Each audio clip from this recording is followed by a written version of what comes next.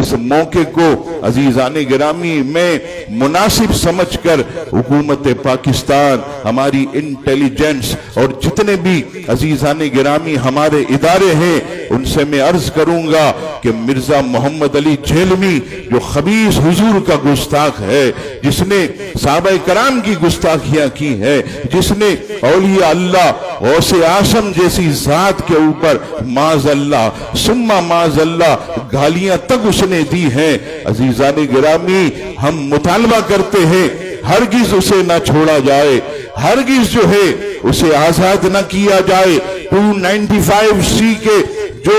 عزیزان گرامی پیرائے میں جو مقدمہ درج کیا گیا ہے اس کے مطابق جو ہے کارروائی کی جائے۔ اے انٹیلیجنس کے نوجوانوں، اے فوج کے اعلیٰ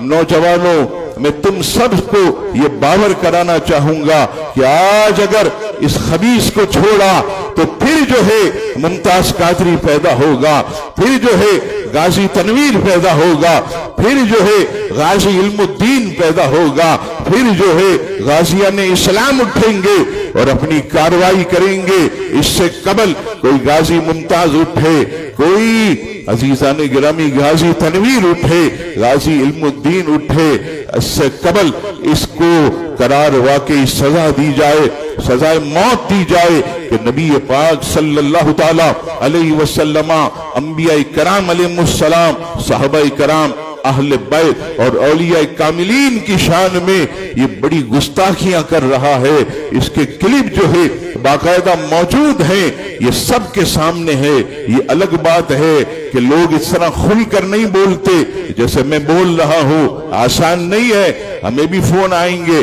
پکڑا جائے گا، یہ کیا بول رہے ہو، یہ کس طرح کی بات کر رہے ہو، لیکن الحمدللہ ہمیں کسی کا خوف نہیں ہے۔ اس منبر سے ہم جب بھی آئے حق بیان کیا، نہ کسی سے مال لیا، نہ اپنی جیبیں بھری۔ الحمدللہ آپ جانتے ہیں مجھے، میں الحمدللہ نہ ادھر سے کچھ کمایا، نہ ہم نے کوئی ایسی بات کر کے کوئی مال بٹورا، اپنے بڑے گھر بنا لیے، نہیں، الحمدللہ اتنا ضرور ہے کہ حق بولنے کی وجہ سے اللہ نے عزت کو بلند کیا ہے، اللہ تعالیٰ نے ہمیں عزت عطا فرمائی ہے۔ یہ حضور کی نالین کا صدقہ ہے، ان کے اصحاب اہل بیت کا صدقہ ہے۔ تو میں جتنی بھی انٹیلیجنس ہیں ان سے میں گزارش کروں گا کہ اس کی اکیڈمی کو جو سیل کیا گیا ہے ہرگز نہ کھولا جائے، اسے سیل ہی رہنے دیا جائے، کیونکہ اس کی اکیڈمی سے